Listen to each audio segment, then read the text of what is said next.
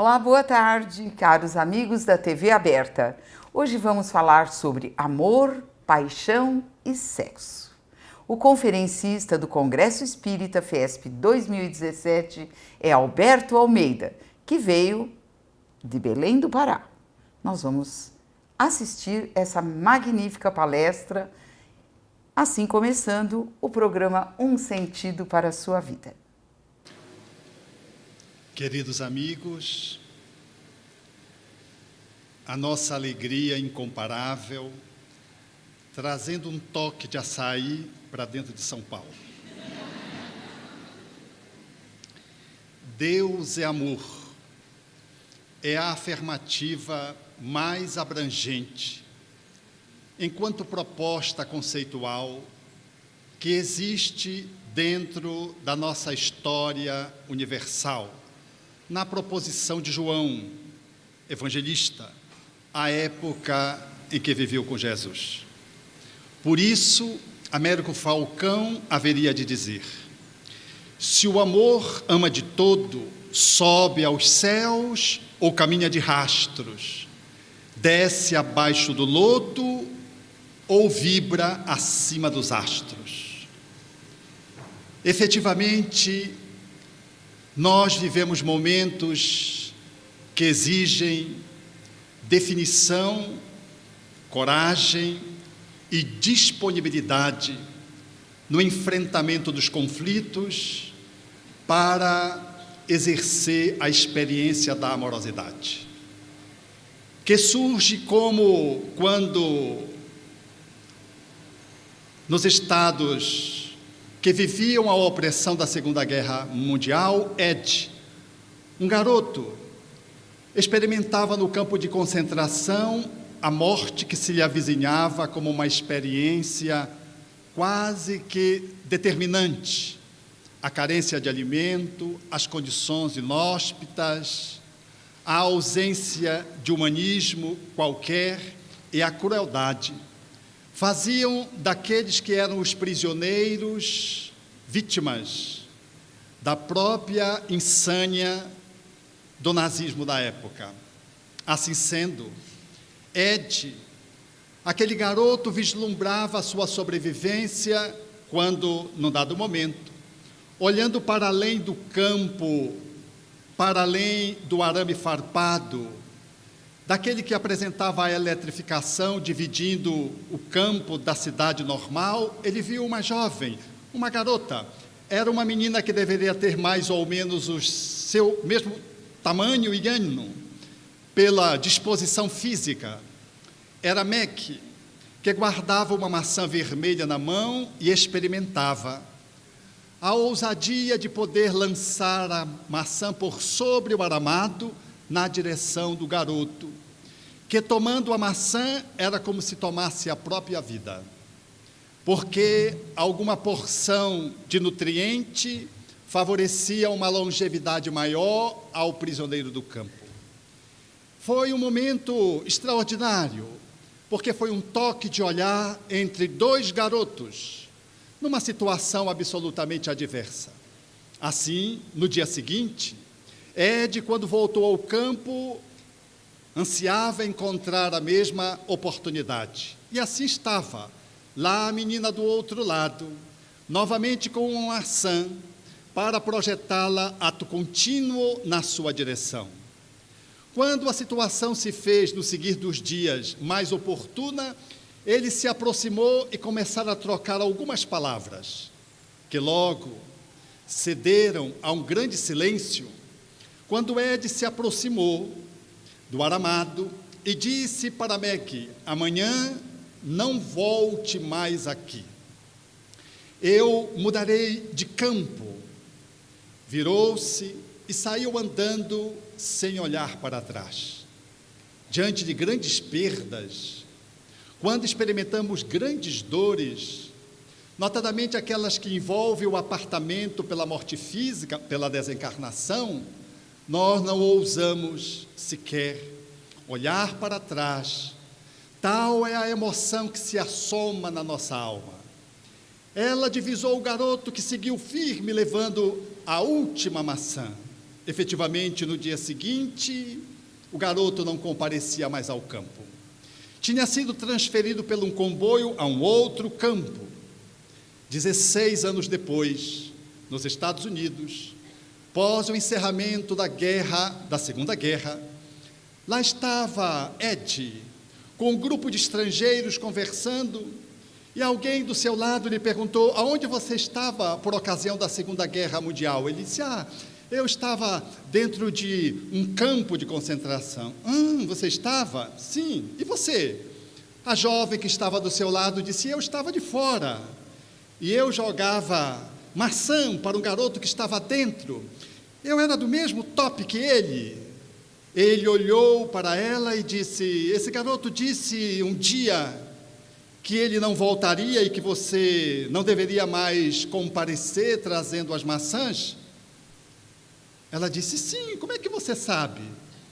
Ele disse: é porque eu sou esse garoto.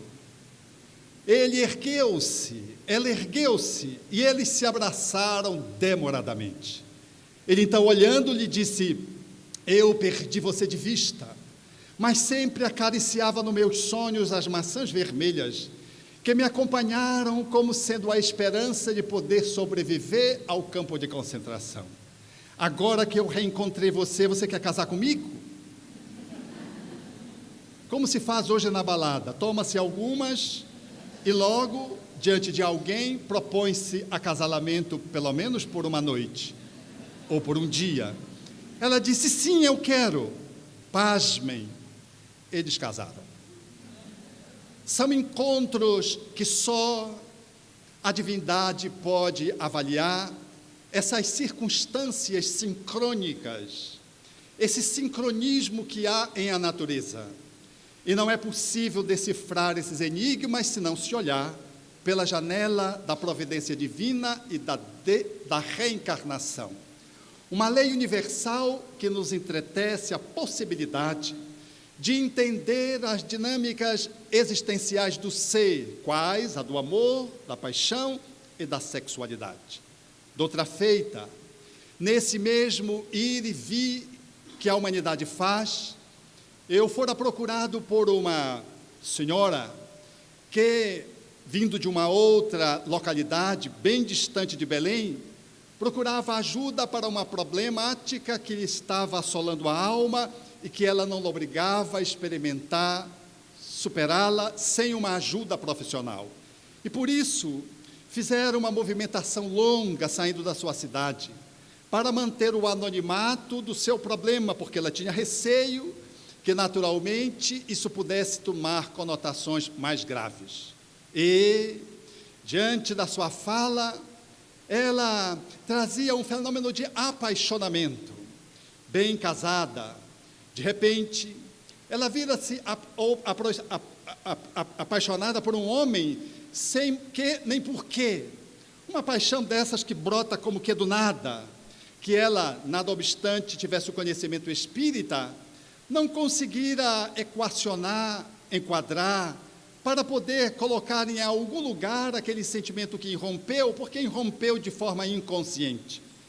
E, como parceiro, percebeu a sua movimentação um pouco entrona, ou seja, de que ela estava se projetando para ele, também espírita, teve a ética de fazer um movimento de contenção e resguardou-se para impedir que aquela aproximação perigosa pudesse causar algum dano, não só para a relação deles, mas, sobretudo, para a relação das famílias envolvidas, já que ele era um homem casado, muito bem casado, como ela, tinha filhos.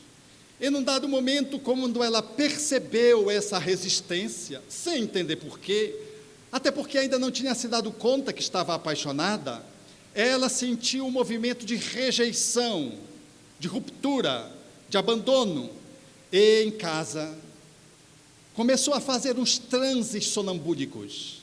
Acordava durante a noite e projetava-se sobre os objetos na expectativa de cometer o suicídio, após ser trazida para seu estado de vigília, de consciência desperta. Ela dava-se conta de que estava querendo se matar e, sem confessar ao esposo o seu drama, percebia que aquele transe estava relacionado àquela relação de abandono, porque, eticamente, ela jamais sairia do seu lar para estabelecer uma relação extraconjugal. Mas ela não dava-se conta de que estava apaixonada. Ela ficou fixada apenas no movimento de resistência, de abandono do parceiro, que não era abandono, era uma atitude de cautela, de reserva, de cuidado, que ele tivera, percebendo numa relação a dois, próxima de trabalho, de que aquela aproximação era uma aproximação que tangenciava o desequilíbrio.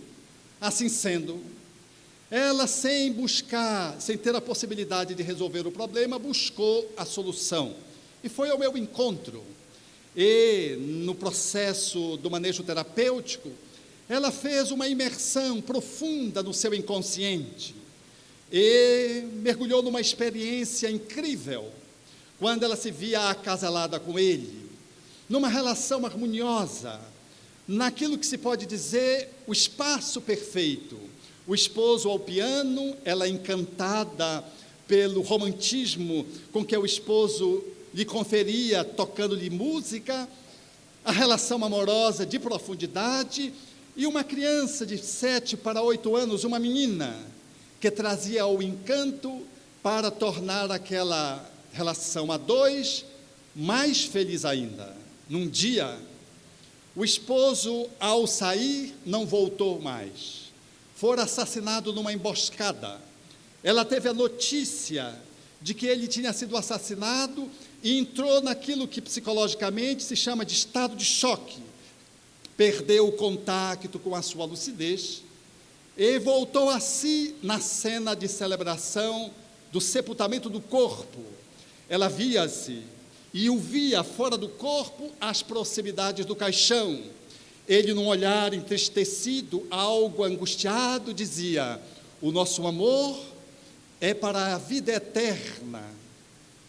O nosso amor é para a vida eterna. Havia naquele olhar um misto de tristeza e de angústia, naturalmente. Uma desencarnação súbita. Naturalmente que aquele espírito, nada obstante tivesse recursos internos, não estava recomposto, mas, em sendo percebido por ela, disse-lhe o que lhe estava na alma. Ela entendeu aquele aceno como a possibilidade de poder manter o seu encontro com ele pós-morte. Todavia, porque não conseguisse superar a possibilidade do luto, ela engenhou o suicídio e, num dado momento, valendo-se das circunstâncias que ela mesma adrede preparara, valeu-se do veneno, tomou para sair do corpo ao encontro da pessoa amada, apaixonada que estava ainda por ele e agora dominada pelo fenômeno da tristeza e do processo depressivo que insidiosamente tomava campo do seu psiquismo.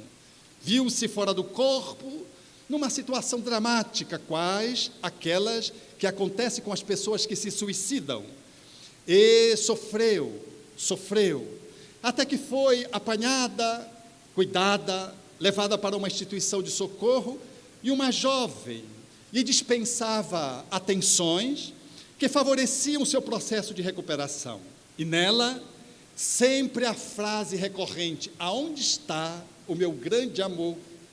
Porque eu via o encontro dele, e a jovem atendia-lhe, mais lhe ouvindo e dizendo algumas palavras que lhe pudesse trazer algum conforto, mas ela insistia: aonde está o meu grande amor?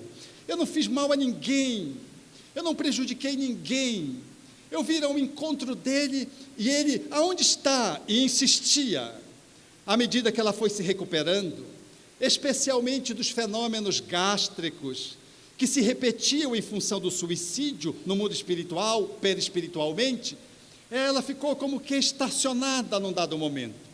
E aqueles que se dedicavam à sua melhora e o seu tratamento, resolveram fazer uma intervenção e levaram-na para encontrar o seu grande amor, que motivaram o seu suicídio na busca de um reencontro.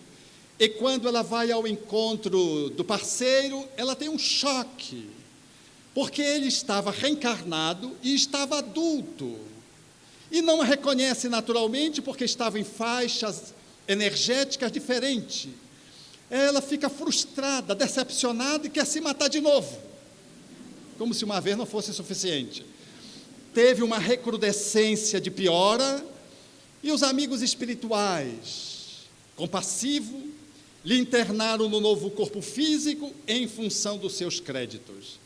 E lhe favoreceram com uma família amorosa, cujos pais lhe dedicavam atenção, consolo e tratamento, porque era uma criança sempre muito triste, mas doentinha, especialmente do aparelho gástrico, e, quando crescera a juventude, mantinha aquele ar melancólico, sempre procurando alguém sem encontrar.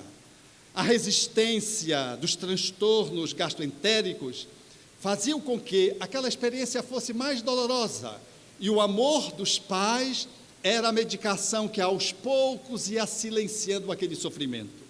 Galgando a idade adulta, como não encontrasse esse grande amor que ela procurava, ela se entreteceu de se entregar às ordens religiosas e foi atuar com os mais necessitados, doando aquele anseio de encontro para doar o seu amor para as pessoas mais desfavorecidas. E mais ou menos com 30 e poucos anos, ela faleceu de um processo gástrico relacionado ao seu suicídio. Saiu do corpo, guardando agora grande alívio, serenidade. Tinha feito uma longa jornada no mundo espiritual, depois na nova encarnação, e agora voltava para o mundo espiritual melhor aquinhoada, com melhores condições, e agora com melhor possibilidade de compreender a situação. O benfeitor lhe alinhavou a explicação para o seu drama e disse-lhe: veja que a paixão que você entreteceu na alma, na existência anterior, ela lhe propiciou um grande vão no seu processo evolutivo, porque você, achando que era amor, pensou só em si e valeu-se do egoísmo para superar, na tentativa de superar uma ausência, esquecendo de tudo e de todos, porque aquela reencarnação era uma reencarnação que estava programada, um fenômeno expiatório. O seu esposo deveria falecer, se não fosse assassinado, seria de um incidente ou de uma outra forma. Você viveria a viuvez para caldear os sentimentos e apurar as emoções. E como essa experiência ia ser muito dolorosa, um espírito que lhe ama muito decidiu reencarnar como âncora e nasceu como uma filha, para que no momento azado lhe servisse de apoio, a fim de que você superasse o processo expiatório e conseguisse ir adiante. Mas você, dominado por um pseudo-amor, entregou-se ao egoísmo, viu a sua própria necessidade apenas, entregou a sua filha aos seus pais, na sua cabeça, mas você esqueceu que os seus pais já eram idosos, e com a morte do genro, eles ficaram apáticos, sofridos, e com o seu suicídio, eles desencarnaram de desgosto, e a sua filha ficou órfã.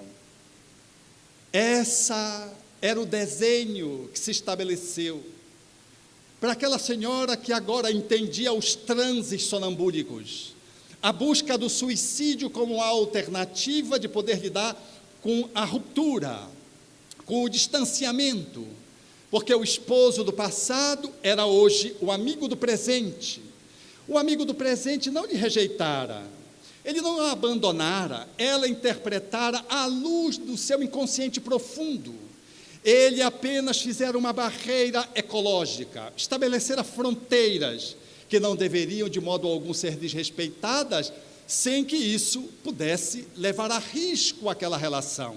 Mas ela, dominada por um conteúdo psicológico conflitivo, ainda não de todo resolvido, reinterpretou aquela situação como abandono, conectou-se ao abandono anterior e agora num transe sonambúlico, agenciada por espíritos que queriam detoná-la, projetava-se, na tentativa de, projetando a cabeça nos objetos, pudesse encontrar no suicídio a solução para o abandono de agora.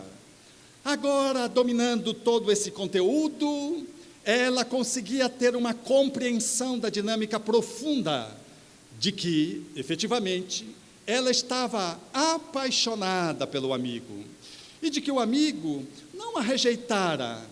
A rejeição era uma interpretação equivocada dela à luz da sua experiência encarnatória anterior.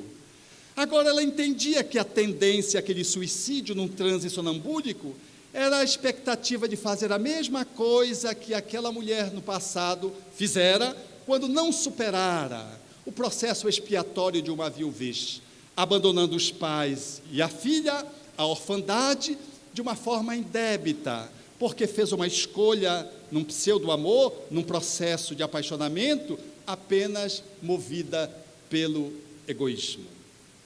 Assim, o Espiritismo nos traz, nessas duas histórias, a possibilidade de podermos encontrar novos paradigmas, novos balizamentos, para entender a dinâmica que se estabelece no cotidiano das nossas vidas. Tem sexo os espíritos? Perguntou Allan Kardec aos eminentes benfeitores da humanidade ao seu tempo, na questão número 200. E os espíritos responderam: não, como entendeis, há entre eles, entretanto, algo que os liga, porque nos espíritos não há organismo, não há uma organização, mas há entre eles amor e simpatia, baseado na concordância dos sentimentos. Sexualidade é mais do que um espaço biológico, é mais do que a genitália. Se há sexo nos espíritos de uma forma que a gente não entende, significa dizer que há, mas o sexo que há nos espíritos não está afeito a uma condição organicista, mecânica, biológica, de um organismo que deveria ensejar o ato sexual propriamente dito. Essa possibilidade não existe, mas há uma energia criativa.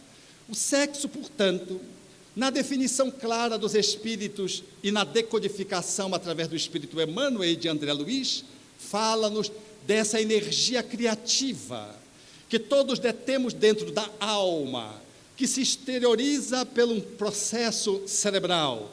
Vale-se de uma conjunção anatômica, fisiológica, valendo-se dos hormônios, de uma estrutura genitália, podendo se expressar genitalmente, através de um encontro sexual físico propriamente dito, de uma cópula. Mas essa energia, ela ultrapassa esse objetivo puro e simples de copular ou de procriar, que é uma das suas funções nobres colocado pela natureza. Em sendo uma energia, ela pode também ser alocada criativamente, numa relação entre parceiros que se relacionam emocionalmente, cuja sexualidade já não mais comparece. Por exemplo, num casal de idosos, em que os implementos físicos, hormonais, orgânicos, entraram num processo de degenerescência, nada obstante, há uma energia sexual, criativa, que faz com que o par mantenha o bom uso dessa energia, muito embora o corpo já esteja defasado, para o uso dessa energia no mecanismo de cópula propriamente dita. Quando alguém está num processo de viuvez, está num processo de solteiro e sem atividade sexual, não está assexuado, tem uma energia sexual, e essa energia sexual ela pode ser alocada numa linguagem psicológica sublimada.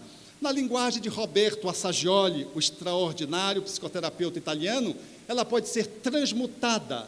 Numa linguagem espírita, bem coloquial, ela pode ser canalizada para o bem, para o belo, para o bom, através das atividades do passe, do transe mediúnico.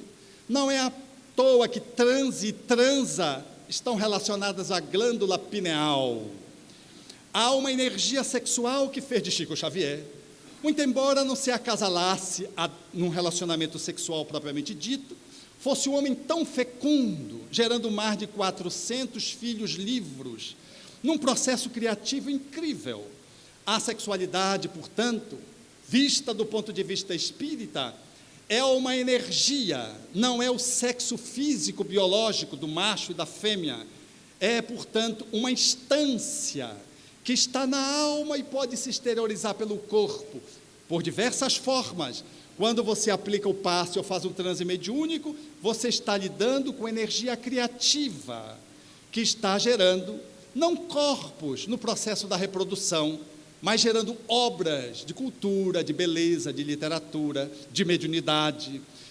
Assim sendo, nesses dias, usar essa energia é um grande desafio, porque dessas três forças da alma, sexo, paixão e amor, nós, em função de não lidarmos bem conosco mesmo, pelo nosso autodesconhecimento, nós fragmentamos essas forças e não conseguimos integrá-las adequadamente. Assim sendo, nós usamos o sexo, mas desconectado da emoção, ou da razão, ou da ética, e fica o sexo pelo sexo. Fica o sexo objetivando apenas o prazer, que se esgota em alguns segundos na expressão do orgasmo. Mas esse sexo é um sexo de superfície, de periferia, que pode gerar compulsão, que pode gerar distonâncias, distúrbios, disfuncionalidade, porque ele é um sexo que não elege ninguém, ele ganha em multiplicidade o que não tem profundidade. Ao invés de um relacionamento monogâmico, de cumplicidade e de respeito, ele resvala para as relações poligâmicas, para experiências múltiplas no campo do corpo, do qual a alma está desconectada, gerando assim distonias que ganham as páginas dos jornais, nos crimes, porque degeneram para além dos distúrbios emocionais, para os quadros psiquiátricos. É necessário, portanto, uma gestão dessa energia. É mais fácil gerir a energia atômica do que gerir a nossa energia sexual. Posta em a natureza, vigente em nós mesmos, inerente à nossa alma, e nós não sabemos como fazer com ela. Esquecidos de que essa energia, ela foi programada, é sonoplastia. De que essa energia, ela tangencia o universo, como diz André Luiz, ela está no átomo, nos elétrons que circulam em torno do núcleo, e está no macrocosmos, nos astros que circulam em torno de uma estrela, falando dessa energia nos minerais, no micro e no macro, e entre eles, em nós, nos espíritos que estamos viajando no nosso processo evolutivo infindável. Portanto, esse é o grande desafio. Ao lado desse, surge a paixão. Quem ainda não se apaixonou? É difícil encontrar alguém que consiga sufocar uma paixão. Naturalmente surge quando, na juventude, quando você se apaixona por alguém, e mesmo que essa paixão não consiga graus de contato de realidade, platonicamente, ela marca você. E quando ela consegue se efetivar, quase sempre é uma tragédia, porque nunca é como você acha que é, porque a paixão, como diria Chico Xavier, é o fogo que toma conta da casa, e que tem que ser graduado no fogão, pela disciplina, pelo controle. Quando, regido pela paixão, você sai de você mesmo. Se não está conectado com a sua centralidade do seu ser, se essa paixão não está subordinado ao comando da sua alma, de você, ela arrasta você. Diria os espíritos Allan Kardec, a paixão é como um cavalo, como um corcel, que se não dirigido, corre o risco de conduzir o seu condutor. Se nós dirigimos a paixão, a gente conduz a paixão para onde a gente quer. Mas se nós abrimos mãos das rédeas, o cavalo nos leva para onde ele, o cavalo, quer. A paixão, portanto, é essa força arrasadora, que não é negativa. Kardec, no seu tempo, indagou de todas as questões fundamentais para o ser humano e perguntou: está a paixão em a natureza, em sendo substancialmente pertencente à natureza? Ela é em si mesma má? Os espíritos responderam na questão 907, não é má, posto que Apenas a vontade que se lhe acresceu o excesso, é que lhe faz o mal. Veja que com ela o homem consegue fazer grandes coisas. O abuso que dela se faz é que faz o mal. A paixão, portanto, diz os espíritos ao codificador, ela tem o objetivo de desaguar, atendendo às necessidades naturais e o despertamento do amor. A paixão é uma força da alma que precisa ser gerida, que não pode ser colocada em ação, qual se apresenta nas novelas, onde a pessoa abandona tudo e todos, a família, e vai viver muito bem num apartamento, que eu não sei como, tem tanto apartamento de frente para o mar. É aquela situação absolutamente irreal, mas bem dos contos de fada, a pessoa vai. É assim que a gente é quando está apaixonado. A gente está apaixonado, não é que se dá com uma novela, mas a gente tem a impressão que se daria, porque a gente é capaz de largar a mão de tudo, e aquela paixão é capaz de nos manter vivos. Como disse certa feita uma jovem, quando eu era bem mais jovem do que sou, ela disse assim: eu abandono meu emprego e vou viajar com você, tudo por aí. Você veja, ela não se dava conta da irracionalidade, ela queria se transformar na minha mala, abandonando o emprego. Ao invés dela dizer, eu vou trabalhar mais para você trabalhar menos, para viajar mais, ela dizia, eu vou deixar de trabalhar, que eu vou com você. Só faltou completar, pesando, onerando, porque você tem que trabalhar mais para se sustentar, me sustentar-me. Eu fiquei com pavor dela, porque ela estava dominada pela paixão.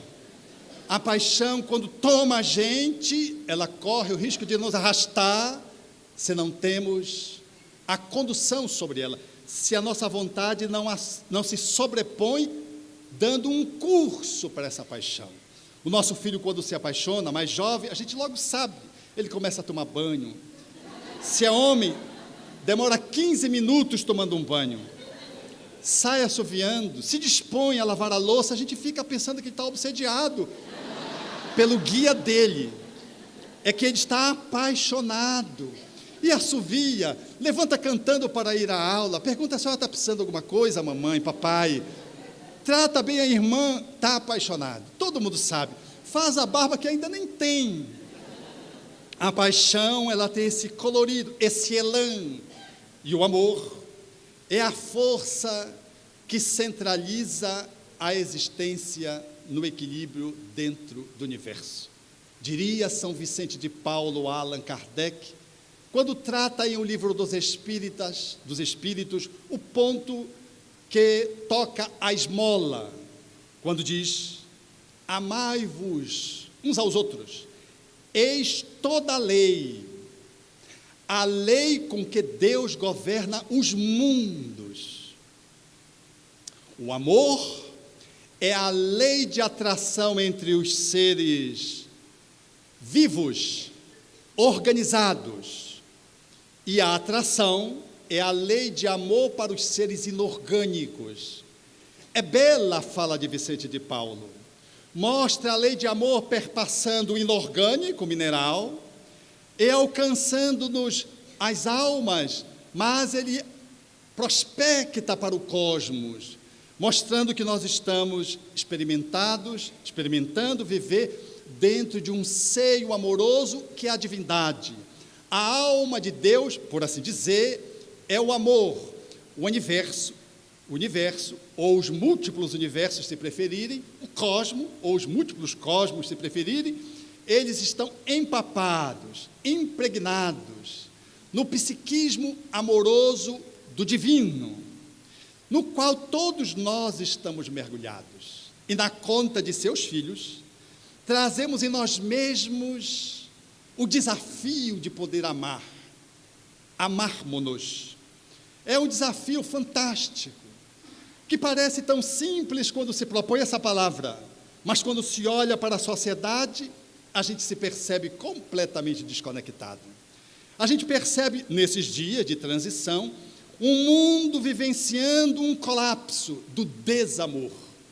Quando mais de 17 séculos nós vivemos uma construção de conteúdo psicológico centrado no poder patriarcal, na força, no intelectualismo, na atitude daquele que deve se prospectar mandando, dominando, esquecidos do contraponto que deveria nos ensejar, fazer dessa construção total a expressão do amor, que é a sensibilidade, a amorosidade, a intuição, que é a estesia, que é a docilidade que falta no mundo, representando a energia maternal ou a energia yin.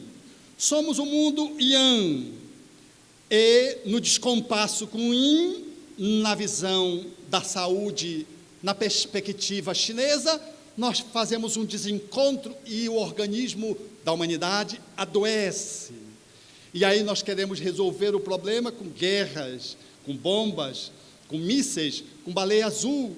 Nós queremos resolver o problema através de atitudes sempre que tangenciam dores mais acerbas, mais cruéis.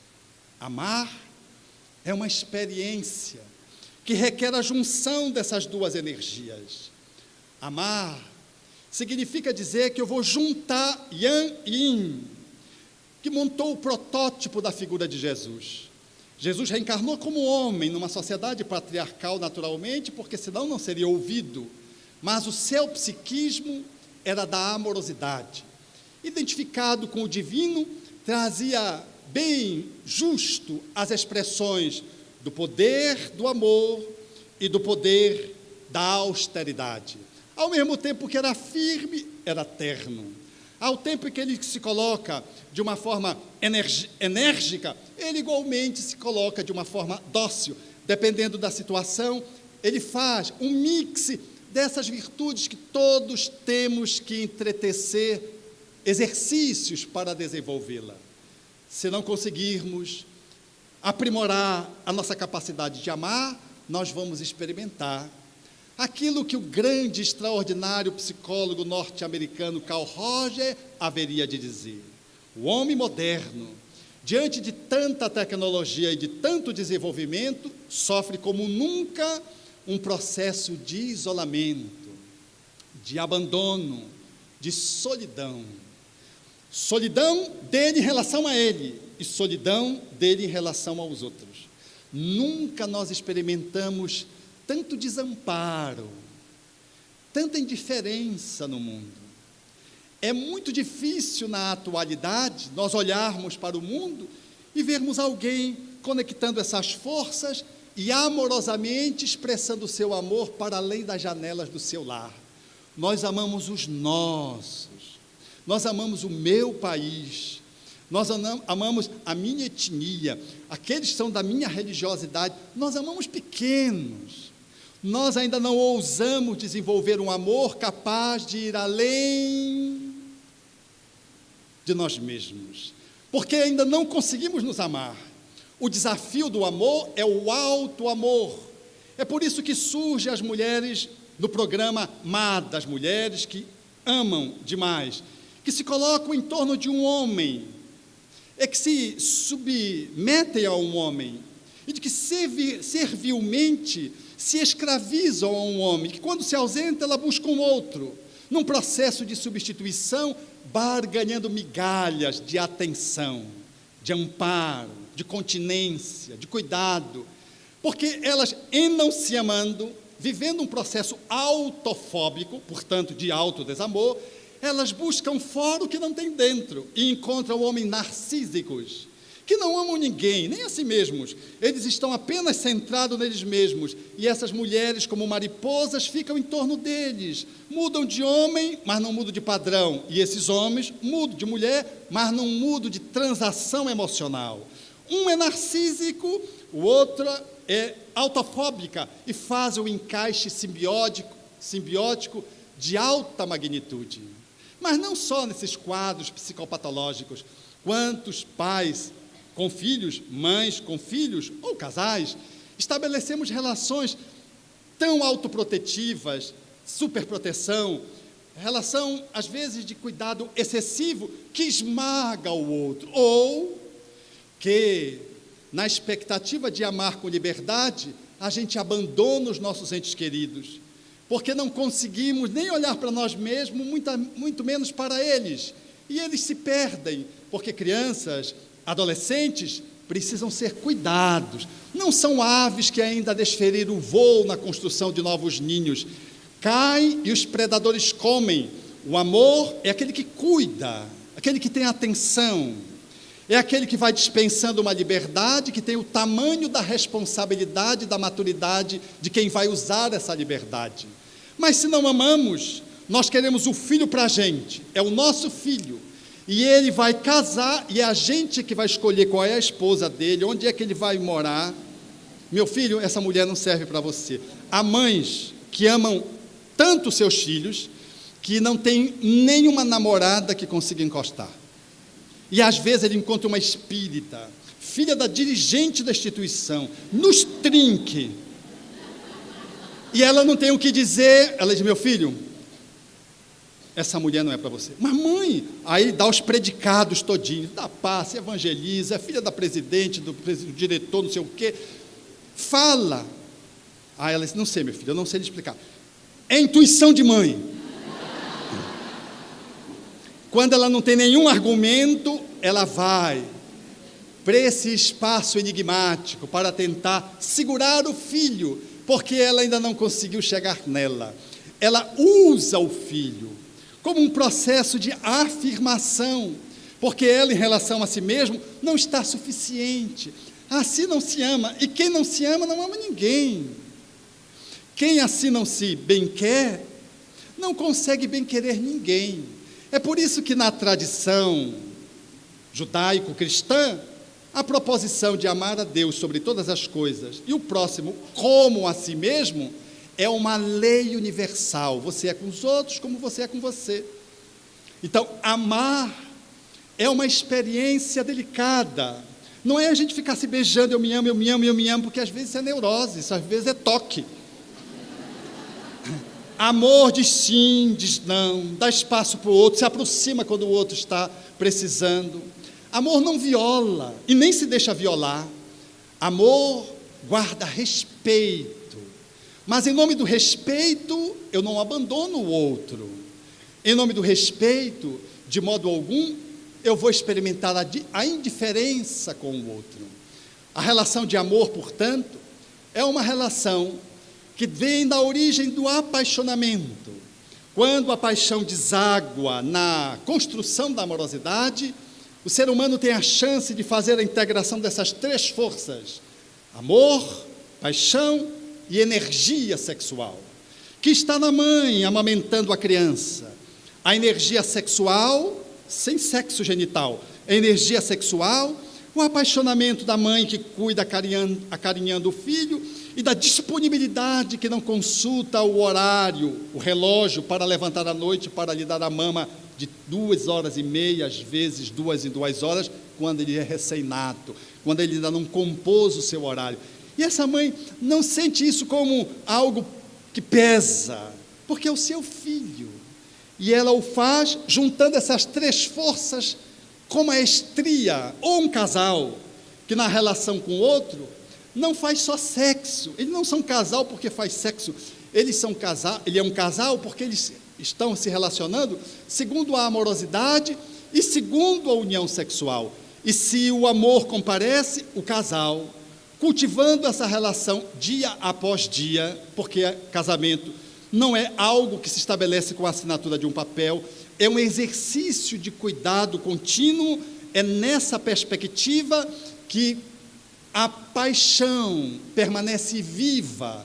Todo casal que ama, a paixão sai daquele estado esfuziante do primeiro encontro, ou dos primeiros encontros, dos primeiros momentos, mas sempre comparece como um elan que na relação dá ensejo que o parceiro, a parceira, sempre vibre um pelo outro. Portanto, não é um encontro apenas de corpos, são almas, como disseram os espíritos Allan Kardec, que se entrelaçam. Não é apenas o prazer orgásmico e da reprodução de corpos, viabilizando a reencarnação pela via da reprodução, é o prazer de almas que constroem a dor, uma apoiando a outra. uma sendo cúmplice da outra nas construções do bem. Certa feita, eu vi uma jovem que tinha um buraco no peito, e ela dizia: eu vim aqui, e disse a cidade de onde ela tinha vindo.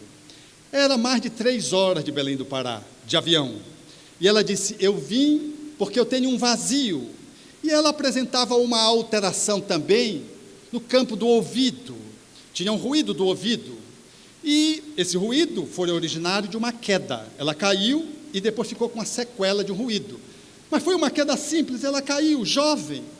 Aquele ruído parece que não fazia sentido ter aparecido numa queda tão simples, ela não bateu na quina de nada.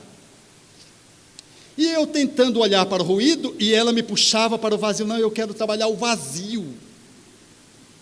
E, psicologicamente, fazendo uma avaliação da sua dinâmica, nós não encontrávamos uma motivação para avaliar o vazio.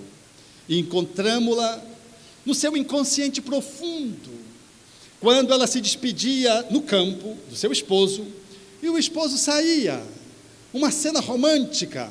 Ela contemplava ele de costas, ele virava, fazia adeus, e ela fazia adeus, e ele ia e foi embora.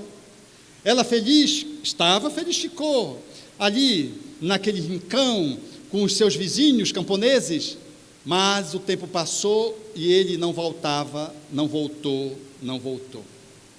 15 anos depois, mais ou menos, ela estava sentada na janela, olhando para o mesmo espaço, agora depressiva. E porque não suportasse o abandono, tomou de uma espingarda e atirou no ouvido. E saiu do corpo. E quando a gente se suicida numa perspectiva de doença mental, temos os atenuantes que a divindade e a nossa consciência sabem. Ela foi acolhida naquela turbulência, naquela dificuldade, por quem? Pelo seu esposo. Ele tinha ido e sofreu um naufrágio e morreu afogado. Não voltou, não é porque a abandonara, não é porque encontraram outra mulher. Eles se amavam tanto, ele não voltou porque desencarnaram. Aliás, voltou, mas ela não o percebeu. Ela cuida dele, e ele cuida dela. Ele cuida dela, e ela abre o coração para ele, dizendo: mas por quê? E ele lhe explica e silencia aquela inquietação. Mas o ato do suicídio deixava-lhe repercussão.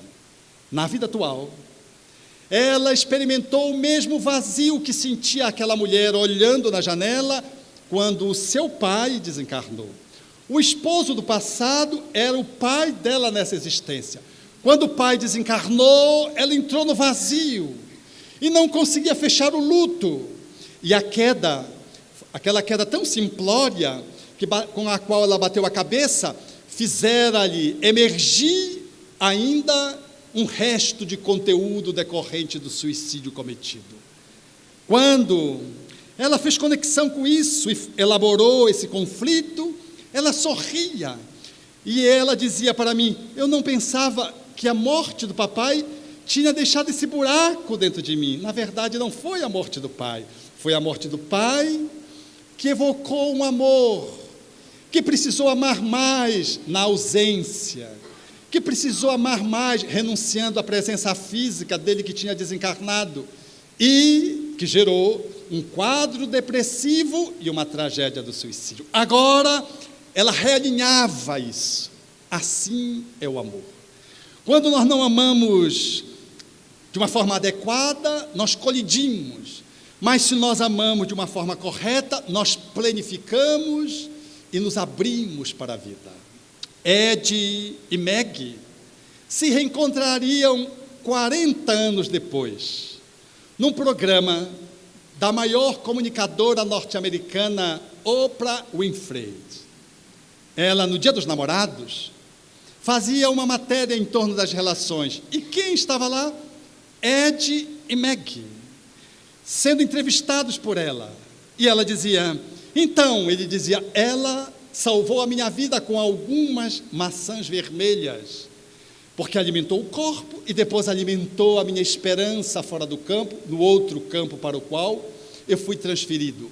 E ela dizia para a comunicadora: e ele alimenta a minha vida todos os dias até hoje. Vejam quanta beleza. 40 caminhavam para fazer bodas de ouro, numa relação que começou num campo de concentração. Enquanto Joana, aquela mulher que tinha o processo do sonambulismo, voltou para a sua cidade. E hoje dirige uma instituição respeitável no campo da miséria, atuando numa obra de assistência aos mais necessitados, fazendo a transmutação de um sentimento que ficou adoecido do passado. E aquele que era o seu amor do passado, o amigo do presente, continua numa amizade que não precisou ser maculada, ambos num processo de transmutação, seja da energia sexual, seja do vigor de um amor que mantém o elan do apaixonamento, para que possamos continuar efetivamente vivendo a vida com graciosidade, com beleza, com encanto a cada dia, porque o amor, efetivamente, é ele o fio de prumo que mantém o apaixonamento e mantém a sexualidade dentro de uma ética de equilíbrio, sem nenhuma hipocrisia, dentro de uma ética que me permite usar a energia sexual conjugadamente ou solitariamente de uma forma adequada. Juntar essas três forças na atualidade é a proposição espírita, para que saibamos, daqui a pouco, fazer a grande viagem de retorno, maximizando todas as nossas potências da alma, na certeza de que fizemos um melhor aproveitamento da nossa encarnação. Para encerrar, um lance da vida pessoal. Meu pai estava na UTI, próximo da desencarnação, 92 anos, e a minha mãe, que ainda não tinha visitado, naquele dia pediu para visitá-lo. E quando ela estava calçando a calcinha parkinsoniana, tombou e fez uma queda e fez uma fratura no dedo. Eu em viagem, tenho muitos irmãos, e quando se iria levar para o pronto-socorro, ela disse: não, eu quero ir ver o Abel, o esposo, meu pai. E todo mundo ficou assim, ela que manda, não das contas, é a matriarca. E ela foi, visitou, e depois que o visitou, ela saiu e foi para o pronto-socorro tratar a fratura de mão. Eu achei aquilo curioso, e fiz uma crônica, escrevendo essa cena, e no Evangelho no Lar eu li. E ao ler, quando acabei de ler, colocando de forma metafórica, no final eu digo quem eram, que eram duas pessoas de idade. Em princípio eu dou a impressão que eram dois jovens apaixonados, mas na verdade era o relato do caso dele e dela. Quando acabei de ler, ela disse, me olhou, eu disse: que tal, mãe? Ela disse: faltou o beijo que eu dei nele que você não colocou aí.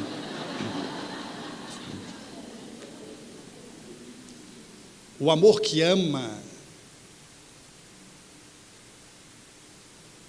ama de verdade. Se ama de todo, vai além do céu, ou desce para as entranhas da humanidade e faz vibrar a divindade, porque Deus efetivamente é amor. Estamos precisando redescobrir o divino, através de um mergulho da autocompreensão da nossa energia sexual, da capacidade de nos apaixonar e de amar dia a dia alguém, um pássaro, um animal, um vegetal. Amar a tarefa espírita, alguém que ama, coloca essa energia sexual no passe e apaixonadamente nunca dá um passe igual ao outro, sempre ele é diferente, porque é a energia que uma alma que vibra, porque quem ama de verdade não conhece rotina, ainda que o passe seja aparentemente o mesmo, leva o colorido daquela alma, que é uma nova alma a cada dia, porque a cada dia ela se renova. Abraça o filho e nunca abraça do mesmo modo, porque cada abraço fala de uma mãe, de um pai, que se renova a cada momento, e quando faz de uma forma diferente. O mesmo filho em relação ao seu pai, aos seus avós. É a descoberta do divino, nas nossas entranhas, nessas três forças que, bem articuladas, nos permitem responder à pergunta que o poeta insistia em fazer na extraordinária poesia Inteligência Suprema, quando diz: quem foi que fez o sol tão vivificador, e sua luz tão pujante, cheia de vigor, os trilhões de estrelas que cintilam nos céus, e as nuvens vaporosas como densos véus, a mecânica celeste, o arcano profundo da eterna ciência que equilibra os mundos, os micro-organismos em desenvolvimento e os orbes gigantescos em deperecimento, o átomo e a nebulosa, a ameba e o serafim, e as origens das coisas que nunca terão fim. Quem foi que fez a virtude impoluta que não se modifica e a possante energia que a tudo vivifica? O vento, a chuva, o raio, o trovão, a primavera, o outono, o inverno e o verão, o perfume das flores, o som, o ar, os campos, as florestas, a terra, o céu e o mar, o infravermelho e o ultravioleta, e fez da lagarta surgir a bela borboleta. Quem foi que fez os clarões da luz do sol e o cantar do rouxinol? As feras bravas, a asa de um inseto, a beleza de um ninho, deu agilidade à incrível pulca saltitante e o passo tardo, lento do elefante. O colibri conime a sutileza, sugando o mel das flores com tal delicadeza, e o tatu escavando a cova em que se abriga, e a faina inesgotável da minúscula formiga, o inquieto macaco, o fogoso corcel e a abelha trabalhando na construção do mel. Quem foi que fez o tubarão, a ostra, a baleia e a engenhosa aranha tecendo a sua teia, e o instinto de conservação como bússola infalível de orientação, guiando com acertos irracionais, sem nunca transgredirem as regras naturais? As maravilhas do reino mineral, o leito onde repousa o reino vegetal, os prodígios da animalidade, e um elo mais acima, a nossa humanidade, e tantos outros reinos que nós desconhecemos, sistemas de mundo que nós nem nos apercebemos, os gênios tutelares, arqueangelicais, imerso nos segredos dos planos siderais. Que maravilha é esta que eu não posso descrever com todo o dramatismo que eu pudesse ter? Artista ímpar e ilimitado, me ponho de joelhos e contemplo abismado e digo a mim mesmo com estupefação: quem criou tudo isso com tanta perfeição? Quem dá sem perder nada, paga sem dever, e a tudo movimenta sem nunca se mover, formando e transformando, guiando e dirigindo, governando e agindo? Quem tem tanto poder? Pergunto às outras vozes: quem me podeis dizer? Eu vos peço, queridos irmãos meus, e as vozes me respondem: foi Deus, foi Deus, foi Deus. Obrigado. Viram que maravilhosa palestra nos trouxe Alberto Almeida? Somos todos muito gratos por ele ter vindo aqui a São Paulo. Somos gratos a você também por ter assistido esse programa, mas lembramos, a reprise será no domingo às 16 horas. Muito obrigada a todos.